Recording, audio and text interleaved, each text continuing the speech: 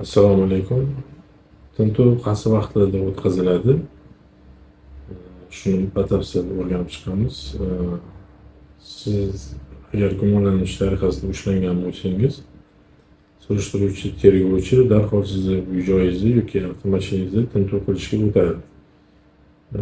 Chunki bu holatlarda yetarlicha dalil isbotlar sizga nisbatan bo'lmaganligi uchun shu holatlarni to'ldirish maqsadida siz uy-joyingiz yoki avtomashinangizdan nimadir topish maqsad qilishadi.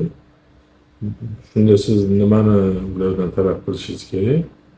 Tintuv o'tkazish to'g'risida qaror, surishtiruvchi yoki tergovchining qarori yoki sudda sanksiyasi, ya'ni ajrimi bo'lishi kerak bo'ladi va advokatni ishtirokini ta'minlanishini so'rashingiz kerak bo'ladi. Advokat ishtiroki sizga nima yordam beradi bunda? Sizni qonuniy haq-huquqlaringizni ta'minlaydi. Tintuv jarayoni protsessual normalar asosida o'tkazilishini ta'minlaydi.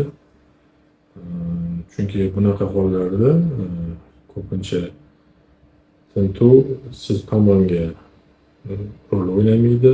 Sizni ayblash maqsadida barcha qo'ldan kelgan dalil isbotlarni yig'ish harakatini qilishadi. Siz o'shanda hamma qonunlaringizni bilishingiz shart. Shunda agar advokat xizmatlaridan foydalanish lozim bo'lsa, siz bizning advokatlik firmamizga murojaat qilishingizni tavsiya qilaman.